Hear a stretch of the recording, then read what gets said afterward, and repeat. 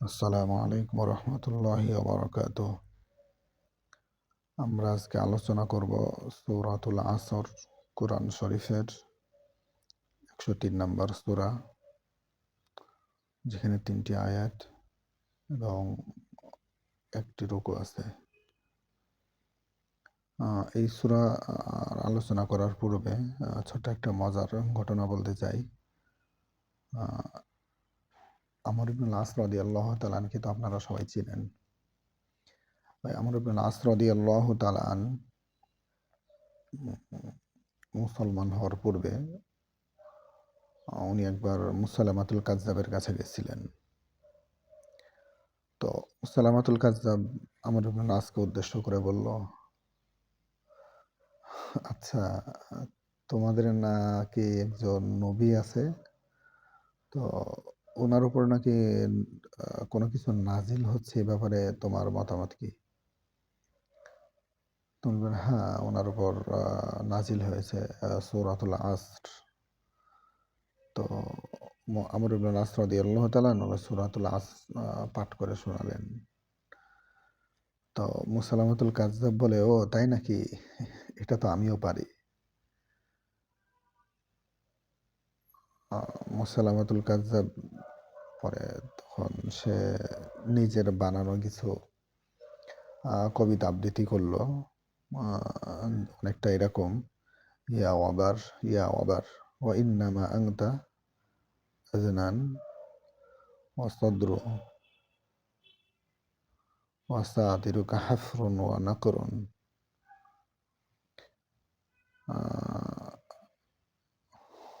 অতঃপর সে বলল, আচ্ছা, আমার বলো, তোমার এ ব্যাপারে ধারণা কি? তো আমর রাদিয়াল্লাহু তাআলা বললেন, তুমি তো জানোই যে আমি তোমাকে মিথ্যাবাদী সাব্যস্ত করি, বা আমি তোমার প্রতি তুমি যে মিথ্যাবাদী সেটা আমি ধারণা করি। তো এখানে যে সে অবারের কথা বলেছে, অবার মানে হলো বিড়ালের মতো এক জাতীয় একটা প্রাণী, যার কান সাধারণত বড় থাকে আর তুলনামূলক বুক চওড়া। তো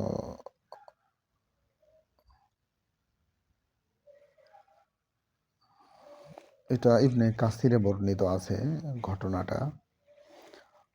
এরপরে তাবারানী রহিমাহুল্লাহ, ওবায়দুল্লাহ ইবনে হিসন রাদিয়াল্লাহু তাআলা আনহু রহিমাহুল্লাহ হতে তিনি একটা বর্ণনা করেন যে সেখানে তিনি বলেন যে আল্লাহ রাসূলের সাহাবীরা যখন একে অপরের সাথে মিলিত হতেন, তো তারা সূরা আসর পাঠ করে শোনাতেন একে অপরকে। সূরাতুল আসর পাঠ করা একে অপরকে শোনানোর আগে তারা নিজেদের মাঝে বিচ্ছিন্নতা করতেন না, অর্থাৎ আ একে অপরকে ছেড়ে যেতেন না।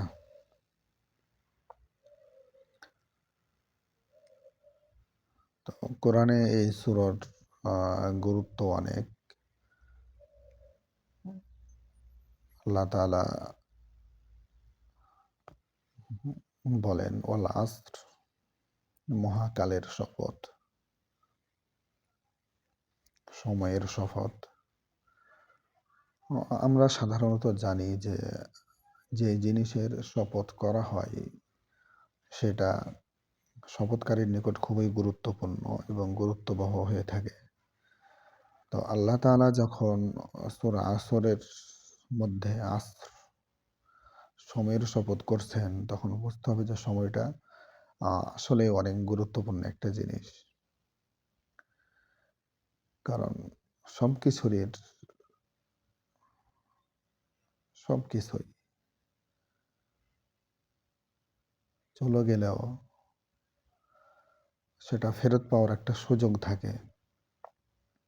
কিন্তু সময়, কাল, বয়স, আ এটা চলে গেলে আর কখনো ফেরত আসে না।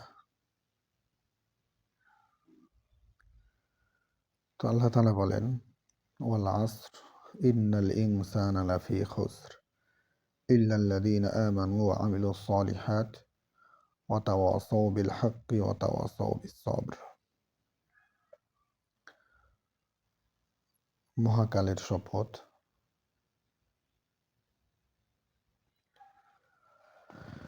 নিশ্চয়ই মানুষ ক্ষতির মধ্যে আছে,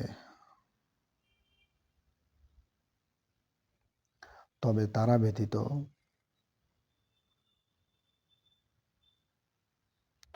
যারা আমলে সলেহ করে,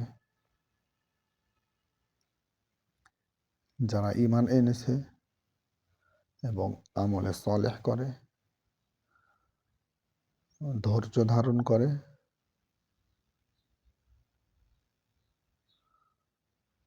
এবং সত্যের উপর অবিচল থাকে।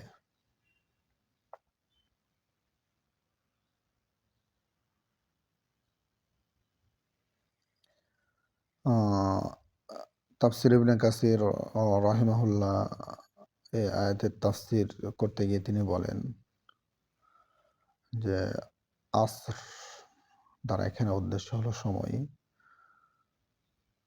অর্থাৎ এমন একটা সময় যে সময়ে মানুষ নেক কাজ, ভালো কাজের পরিবর্তে অন্যায়, অত্যাচার, অবিচার করে থাকে। আর ইমাম মালিক রহিমাহুল্লাহ জায়েদ রাদিয়াল্লাহু তাআলা জায়েদ ইবনে আসলাম রহিমাহুল্লাহ থেকে তিনি বলেন, ওনার কথা বলে নকল করেন যে এর দ্বারা উদ্দেশ্য হলো আসরের নামাজ। তবে ইমাম ইবনে কাসির রাহিমাহুল্লাহ উনি প্রথম মতটিকেই, অর্থাৎ মানুষ যে সময়টাই গুনাহের কাজ করে, অন্যায় অবিচার করে যে সময়টা নষ্ট করে, সে সময় এখানে উদ্দেশ্য নেওয়া হয়েছে।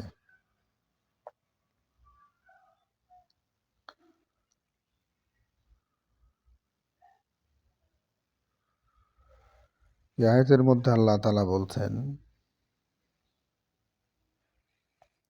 যে প্রত্যেকটা মানুষ ক্ষতিগ্রস্ত,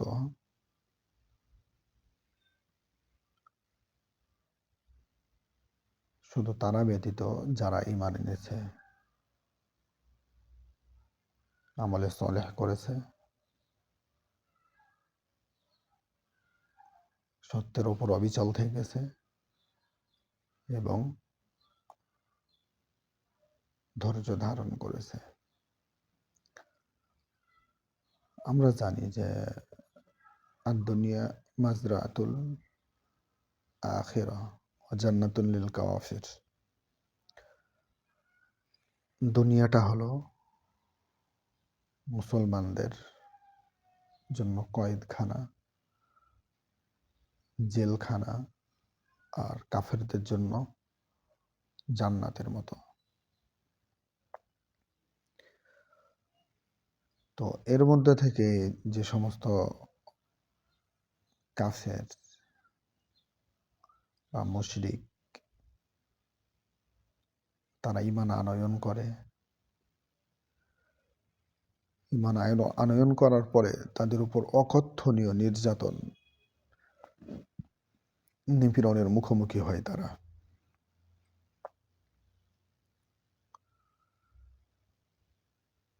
তারা নামাজ পড়তে পারে না, রোজা করতে পারে না, হজ করতে পারে না,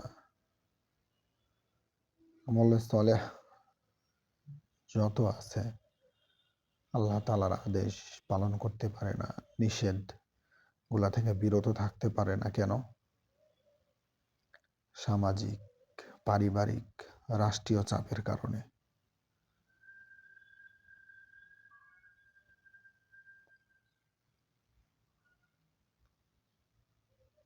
তো এতগুলো করতে না পারার পরেও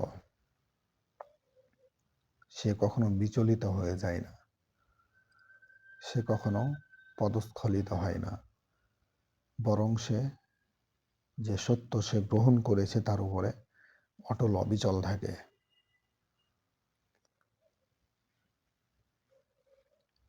আর এই অটল অবিচল থাকতে গিয়ে তার উপরে যে নির্যাতন, নিপীড়ন আসে, এই অনুপূরণের পরে সে ধৈর্য ধারণ করে। তো এই ব্যক্তিরাই, এদের ব্যাপারে আল্লাহ তাআলা বলেন